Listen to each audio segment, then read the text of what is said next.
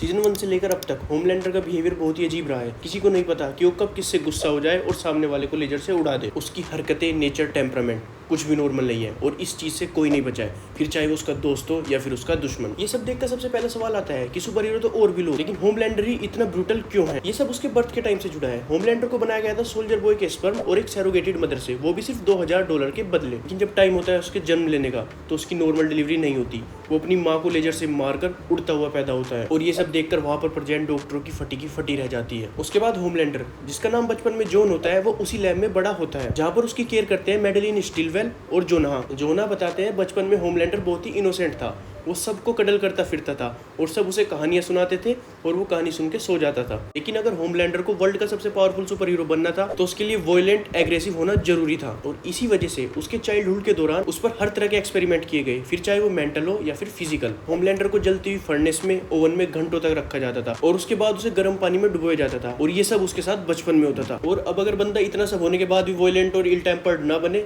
तो क्या ही फायदा। होमलैंडर की मेंटल कंडीशनिंग के लिए उसे घंटों तक America is great, Jesus Christ और बेसबॉल मैच दिखाए जाते थे ताकि उसके अंदर अमेरिका की मिट्टी के प्रति प्रेम भाव उत्पन्न हो सके। पहले तो वोट होमलैंडर को इस तरीके से डिजाइन करती है कि उसे हमेशा प्यार की जरूरत ले, लेकिन बाद में वही प्यार उसे पूरी जिंदगी नहीं मिलता। पूरी दुनिया उससे डरती जरूर है लेकिन उससे प्यार कोई नहीं करता। एक और चीज वोट उसके दिमाग के अंदर डालता है, वो है कि उसे हमेशा दूसरों से अप्रूवल और वैलिडेशन की जरूरत पड़ती है। वोट वालों को पता था कि वो फिजिकली होमलैंडर को कंट्रोल नहीं कर सकते, इसलिए उन्होंने इमोशंस का यूज करके होमलैंडर को कंट्रोल में करने की कोशिश की। इसीलिए होमलैंडर ने हमेशा वो काम जिससे मैडेलिन स्टिलवेल और स्टैन एडगर हमेशा खुश रहे। वो उनसे डरता था कि अगर वो कहीं गुस्सा हो गए तो उसे प्यार कौन करेगा। और इसी वजह से होमलैंडर अगर कोई काम करता है और लोग उसे प्रेज नहीं करते तो वो अपना कंट्रोल इमोशंस पे से खो देता है और एकदम मेंटल हो जाता है। और इन्हीं चीजों से बचने के लिए सीजन 4 एपिसोड 3 के एंड में होमलैंडर की मल्टीपल पर्सनैलिटीज उसे बोलती हैं कि उसे शुरू से स्टार्ट करना होगा और उसे धीरे धीरे अपनी सारी वीकनेस खत्म करनी होगी। और इसीलिए वो अपने बचपन के घर उसी लैब में जाता है और उन लोगों को उन तरीके से मारता है जिस तरह वो उसको टॉर्चर करते थे।